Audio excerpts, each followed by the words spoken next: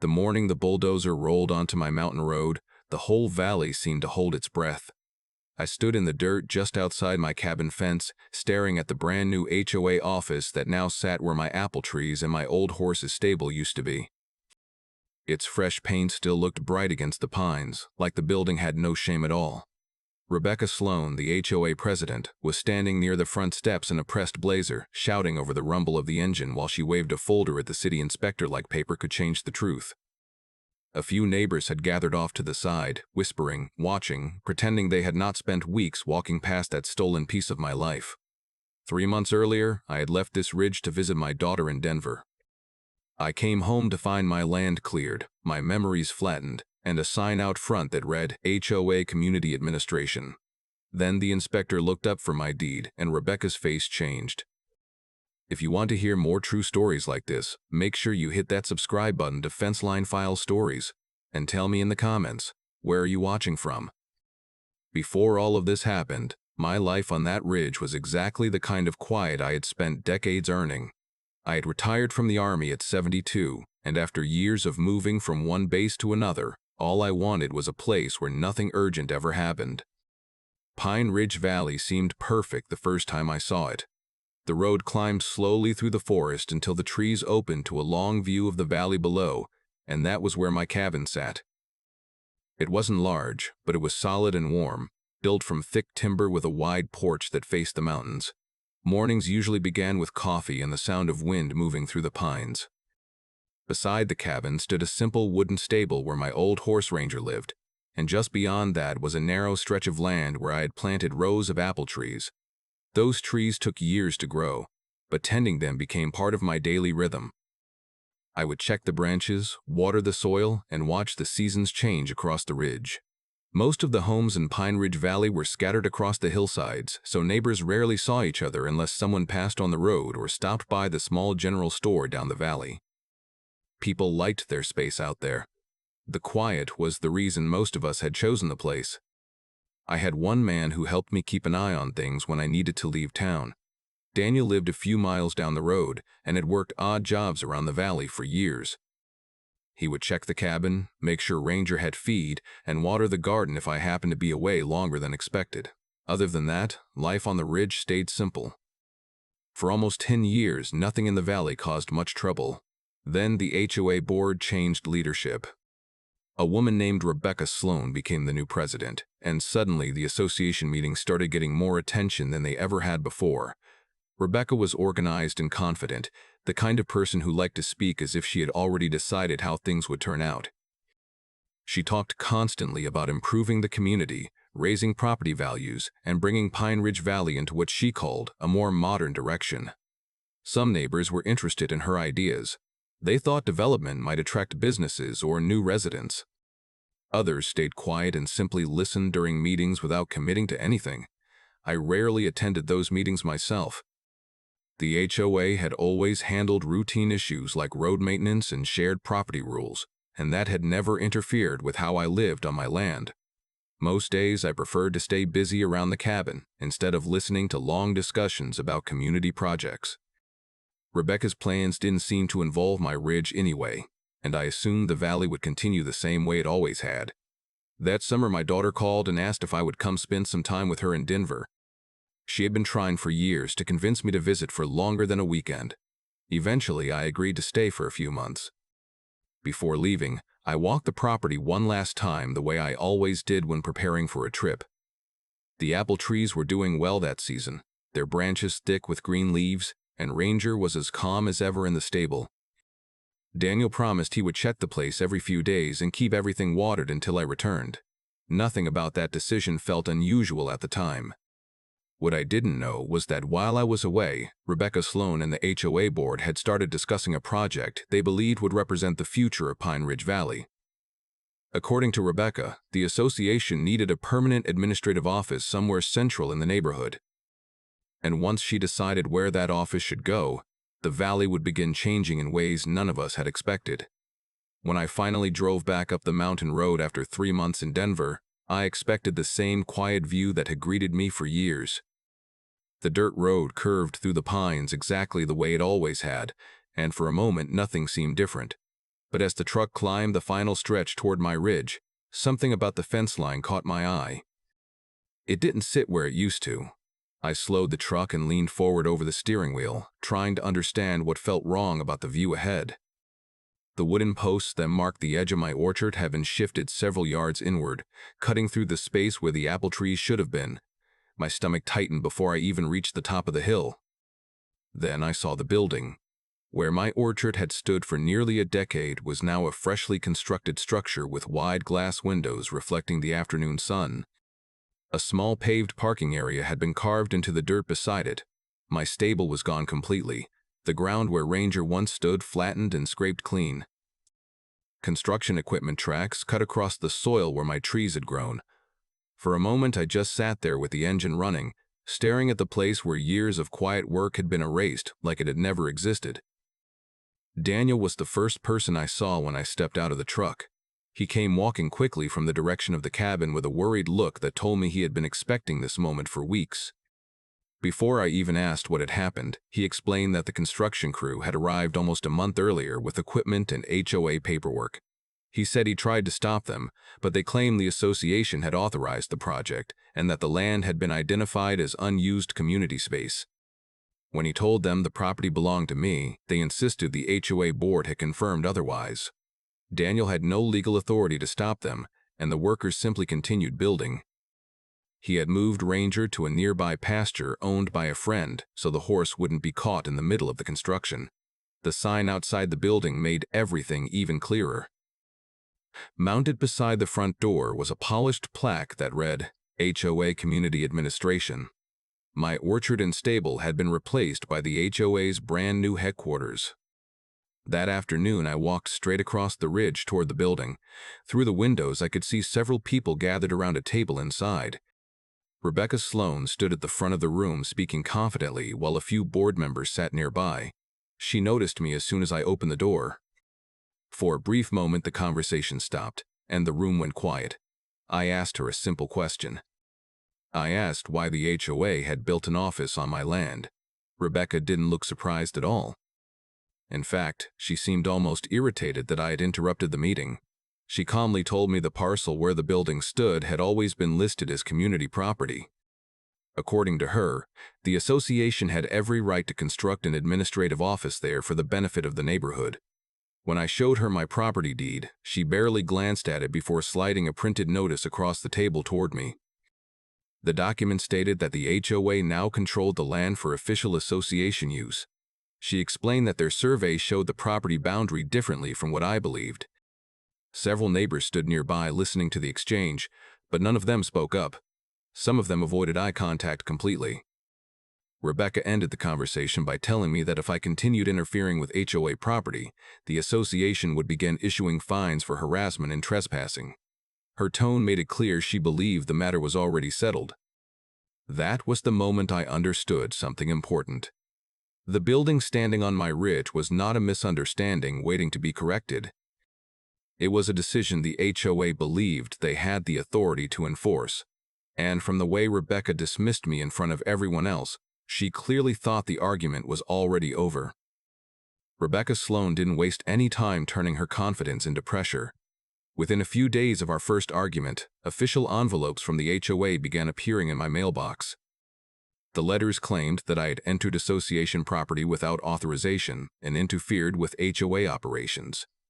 Each notice carried a fine attached to it, written in the kind of formal language meant to make a person feel like the outcome had already been decided.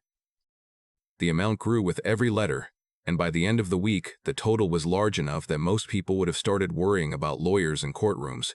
Meanwhile, the building that stood on my old orchard had become the busiest place in Pine Ridge Valley.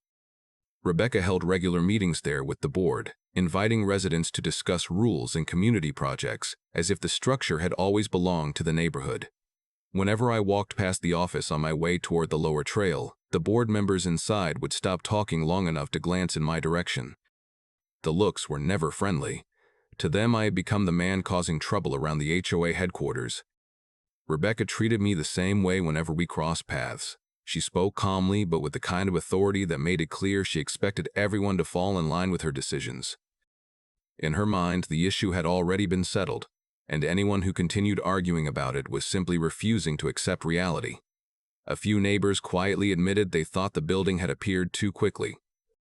Some had wondered why such a large project happened while I was away, but none of them wanted to challenge the HOA leadership directly. Rebecca had already gained a reputation for responding aggressively to anyone who questioned her plans.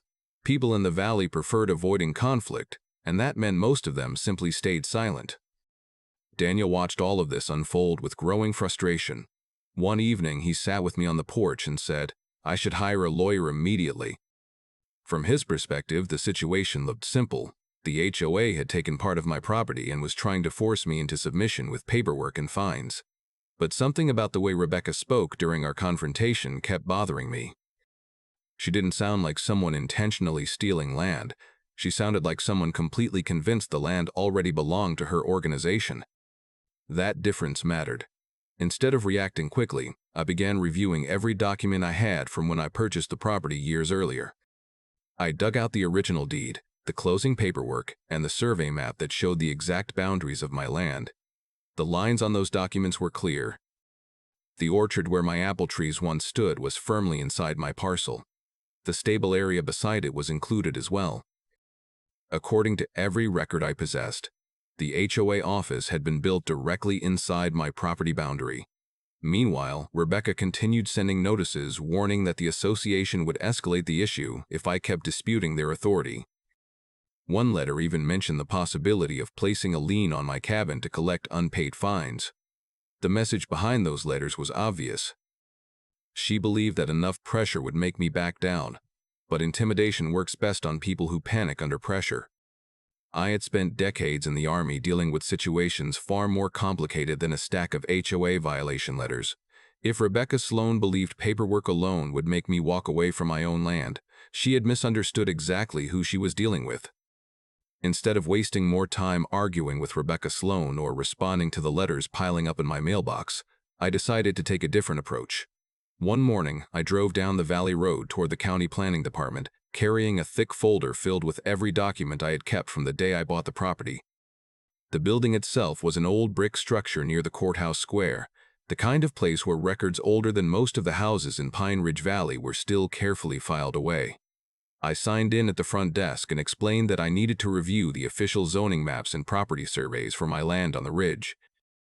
The clerk who helped me was patient and methodical, the kind of person who treated documents with the same respect a historian might give to old letters. She led me to a long table where large maps were stored in flat drawers beneath the counter. When she spread the official survey grid across the table, the lines of Pine Ridge Valley appeared in careful detail, each parcel marked with numbers and boundaries recorded years earlier. I placed my deed beside the map, and together we traced the property lines across the ridge. It didn't take long to see the truth. The boundary of my parcel ran directly through the land where the HOA office now stood. There was no confusion about it, no strange overlap or unclear corner of land. The orchard where my apple trees had grown and the ground where the stable once stood were clearly listed as part of my property.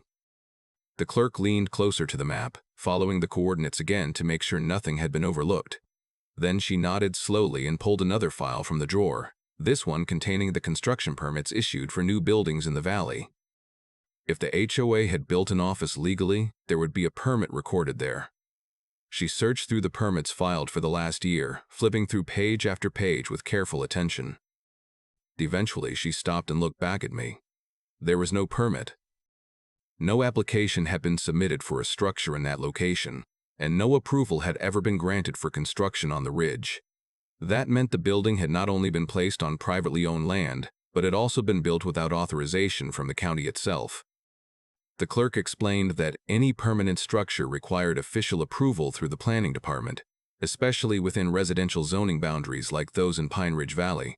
For the first time since I had returned home, the situation began to make sense in a different way. Rebecca Sloan and the HOA board had not simply made a mistake about where my property line ended. They had built a permanent office without verifying the legal records that controlled the land in the first place. I felt an unexpected calm settle over me as that realization took hold. The argument was no longer about whether Rebecca believed the land belonged to the HOA. It had become something far more straightforward. The structure standing on my ridge violated county zoning law. The planning department asked me to provide copies of my deed and the survey documents I had brought with me. After reviewing them alongside the official maps, they scheduled a formal inspection of the property.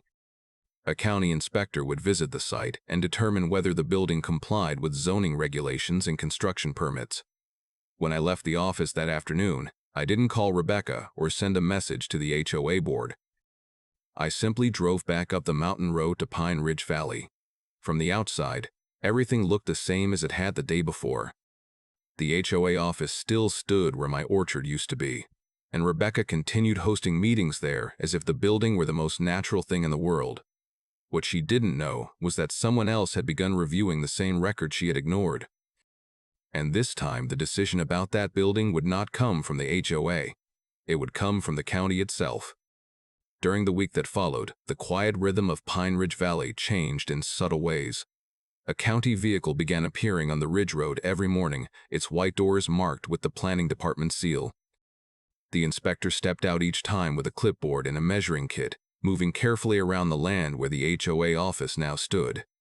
The first time Rebecca Sloan saw him arrive, she greeted him with the confident smile of someone certain she was about to receive official approval. She walked him around the building as if she were giving a tour of a new community landmark, explaining how the structure would provide a central place for HOA meetings and administrative work. Her voice carried across the ridge while she spoke about future improvements for the valley and the importance of having a visible headquarters.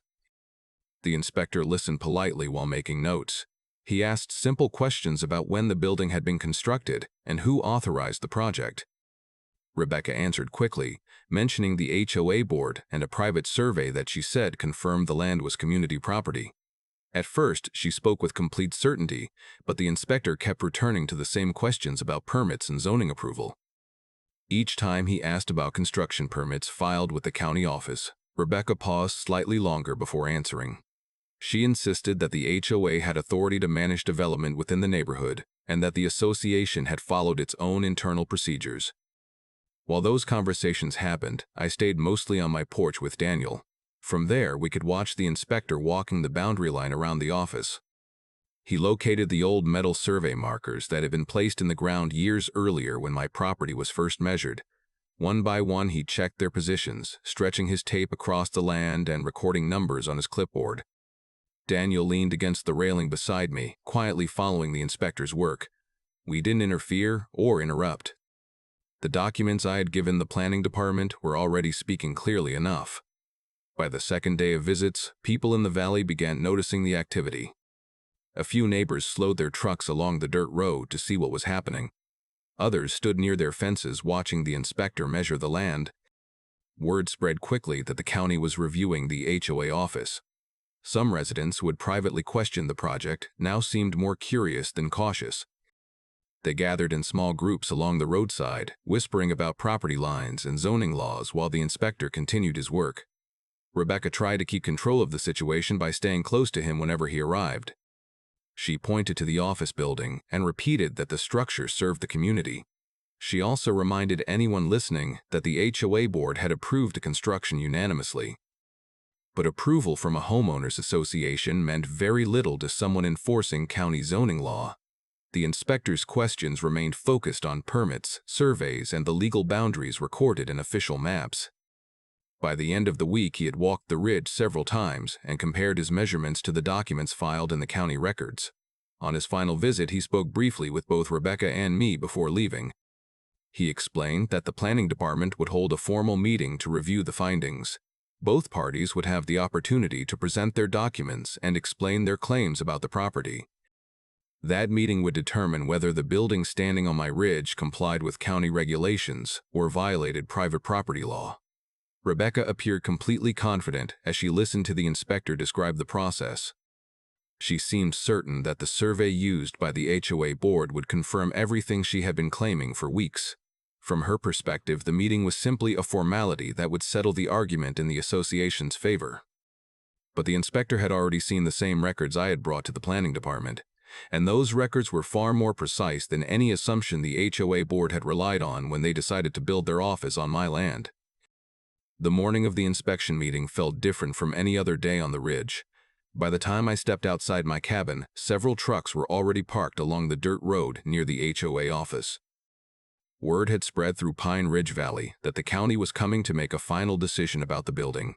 Neighbors gathered quietly along the edge of the clearing, standing in small groups as they waited to see how the dispute would end. The office that had replaced my orchard stood in the center of the ridge like a stage set for an argument that had been building for weeks. Rebecca Sloan arrived a few minutes later with 2 members of the HOA board and a man in a dark suit carrying a leather briefcase. It didn't take long to understand that he was the attorney representing the association. Rebecca walked toward the office with the same confident stride she had shown since the beginning of the conflict. She greeted several residents with a polite smile, as though the meeting were simply another routine HOA gathering. From the way she carried herself, she seemed certain the decision would confirm everything she had been saying. The county inspector arrived shortly afterward and set a folding table outside the office so the documents could be reviewed where everyone could see them. The crowd slowly moved closer, forming a loose circle around the table. The only sounds were the wind in the trees and the occasional scrape of boots against the dirt as people shifted their weight while waiting. Rebecca's attorney began speaking first. He explained that the HOA had relied on a survey identifying the parcel as shared community space. According to him, the land had historically been treated as part of the association's common property. He spoke confidently about administrative authority and community development, presenting the argument as if the matter had already been clarified through HOA procedures. Rebecca stood beside him, nodding as though each sentence confirmed her position. When the inspector finished listening, he turned toward me and asked if I had documentation supporting my claim. I opened the folder I had brought from the county planning office and placed the original property deed on the table. Alongside it, I set the official zoning survey taken from the county archives. The inspector examined both documents slowly, comparing them with the survey Rebecca's attorney had submitted. The crowd grew quieter as he traced the boundary lines with his finger across the paper. Several minutes passed while he measured coordinates and checked the grid markers printed on the maps. The only movement came from the inspector's pen as he wrote notes on his clipboard. Then he laid the documents side by side so the boundary lines could be seen clearly by everyone standing nearby. The difference between the surveys was impossible to ignore. The HOA map had been based on an outdated property layout that no longer matched the official county grid. The survey recorded in the county archives placed my parcel boundary directly through the land where the office now stood. Every measurement confirmed the same thing. The structure had been built inside my property line. A quiet murmur moved through the crowd as neighbors leaned closer to see the maps. Rebecca stared down at the table, her expression changing for the first time since the argument began weeks earlier. The confidence she had carried into the meeting slowly faded as the inspector continued checking the measurements against the official zoning records. For a long moment, no one said anything. The truth was already visible on the documents spread across the table, yet the final decision still had not been spoken aloud. Everyone stood waiting for the inspector to finish his review and explain what those boundary lines meant for the building that stood on my land. The inspector spent a few final moments studying the map spread across the folding table before he finally straightened up and faced the crowd gathered around him. His voice remained calm and professional when he spoke, but every word carried the kind of authority that comes from someone whose job is to enforce the law, not debate it. He explained that the county records clearly showed the office building had been constructed inside the boundary of my private property parcel. There was no permit on file for the construction, and no authorization had ever been granted for a permanent structure at that location. Under county zoning regulations, any building placed on private land without the owner's consent and without proper permits was considered an illegal structure. Because of that violation, the building could not legally remain standing. For a moment, the clearing was completely silent. Then Rebecca Sloan stepped forward, her composure cracking for the first time since the dispute had begun. She insisted that the building had been constructed for the benefit of the entire community. She argued that the HOA had invested money and effort into creating a space where residents could gather and manage neighborhood affairs. According to her, tearing down the building would be unnecessary and unreasonable when the structure could simply continue serving the association. Her voice grew sharper with every sentence, as if she believed that raising the argument loudly enough might somehow change the outcome. The inspector listened without interrupting. When she finished, he calmly repeated that the issue was not about the purpose of the building, but about the law governing how and where structures could be built. The county regulations did not allow exceptions for projects that ignored property boundaries and construction permits. In simple terms, the building existed in a place where it had never been legally allowed to stand. He turned then toward the road where a demolition contractor had been waiting quietly with a large bulldozer parked beside the trees. The machine had arrived earlier that morning as a precaution in case the inspection confirmed the violation. With a small nod from the inspector, the driver climbed into the cab and started the engine. The deep mechanical rumble rolled across a ridge, echoing through the quiet valley below. Rebecca reacted immediately.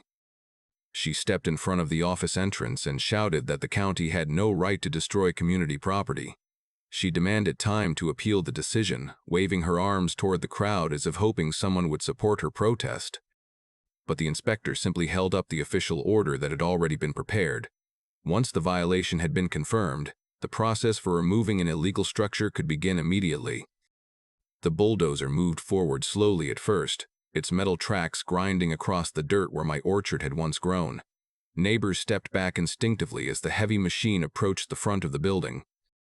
The wide steel blade rose slightly and then pushed into the wall beside the entrance. Wood splintered with a sharp cracking sound as the front section of the office collapsed inward. Gasps spread through the crowd while the driver continued his work. The bulldozer reversed and pushed again, tearing through the rest of the structure with steady mechanical force. Windows shattered, beams snapped, and the carefully painted walls folded into themselves. Within minutes, the office that had stood proudly on the ridge was reduced to broken lumber and scattered debris.